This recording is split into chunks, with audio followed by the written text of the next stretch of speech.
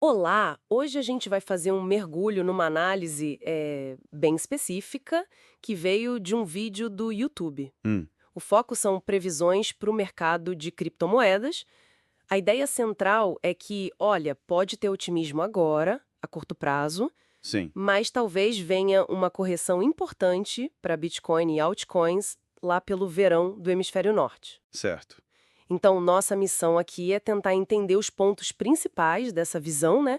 Especialmente para quem está acompanhando o mercado cripto de perto. Uhum, Muita gente fala naquele ditado venda em maio e vai embora, né? exato. Mas essa fonte diz que este ano a história é um pouco diferente. Exato. E é uma análise interessante porque ela tenta conectar os movimentos das criptos com indicadores maiores, da economia mesmo. Tipo o quê, por exemplo? Principalmente a oferta monetária M2 global, que assim, de forma simples, é quanto dinheiro está circulando mais fácil, né? Entendi. Mas o ponto que eles acham crucial para o timing, para saber quando algo pode acontecer, são os dados de M2 do Japão e da União Europeia, especificamente. Ah, interessante essa divisão. É. O argumento é: beleza, pode ter alta nos próximos meses, sim. Mas esses dados aí do Japão e da UE sugerem uma correção tipo lá para julho ou agosto. Hum, E só depois disso viria uma fase final de alta mais forte lá para o fim do ano. ok, tá. Vamos começar por essa parte do otimismo de curto prazo, então. O vídeo diz que aquela correção que muita gente esperava agora em maio, ela não aconteceu como em outros ciclos. Pois é. E a explicação que dão lá envolve uns fatores meio específicos desse ano. Quais? Falam de tarifas, coisa ligada ao Trump, dólar forte no começo do ano. Ah, sim. Que isso tudo já teria meio que antecipado uma queda, tanto no M2 quanto no mercado cripto, mais cedo. Entendi.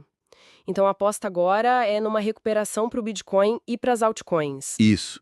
Até porque, segundo eles, o índice de medo e ganância ainda não está naqueles níveis de euforia total, sabe? Certo. Ainda tem espaço para subir antes do pessoal ficar eufórico demais. Exatamente. E essa visão, ela se encaixaria com a recuperação do M2 global, que a gente está vendo. Faz sentido. E tem um ponto técnico que eles mencionam também. A análise da dominância do Bitcoin somada com a das stablecoins, o SDT e o SDC. Sei, a dominância combinada. Isso. Dizem que ela está chegando numa área de resistência histórica. E o que isso poderia indicar? Talvez o começo de uma altcoin season. Ah, a temporada das altcoins, quando as menores disparam. É, aquele período em que as moedas menores podem performar melhor que o Bitcoin. Mas atenção, segundo a análise. Ok, mas aí vem o ponto que me deixou mais curiosa. Essa previsão da correção de verão, a fonte meio que descarta o M2 global ou o dos Estados Unidos para prever o timing mais curto, né? Eles argumentam que esses indicadores mais amplos mostram as correções meio atrasadas ou de forma não muito clara para o curto prazo. Então, por que especificamente o M2 do Japão e da União Europeia seriam tão importantes para acertar o timing, segundo essa visão? Olha, o argumento central da análise é que existe uma correlação histórica que eles identificaram como mais forte, e o ponto-chave, Antecipada. antecipada. Como assim? É, entre as M2 do Japão e a UE e as correções anteriores do Bitcoin, principalmente no último grande ciclo de alta. Hum, O vídeo aponta que agora, no momento atual, essas M2 específicas do Japão e da UE estão mostrando tendências de queda. certo. E, historicamente, essas quedas precederiam os movimentos no mercado cripto em umas 12 semanas, mais ou menos. 12 semanas, então isso jogaria a possível correção para. Para julho, por aí. Essa é a projeção que eles fazem. Mencionam até que outros analistas, tipo o Ben Cohen, talvez tenham dificuldade de explicar por que o Bitcoin cairia com o M2 global subindo. Ah, Porque talvez não deem esse peso todo para esses indicadores específicos do Japão e da UE como antecedentes, entendeu? entendi, entendi. É um foco bem particular nesses dois. E, bom, pensando de forma prática, quais seriam os sinais para a gente ficar de olho perto de julho, então, segundo essa análise? Indicadores de sentimento, imagino? Exatamente. A análise sugere ficar atento a um índice de medo e ganância muito alto, talvez ali na faixa de 90, 95.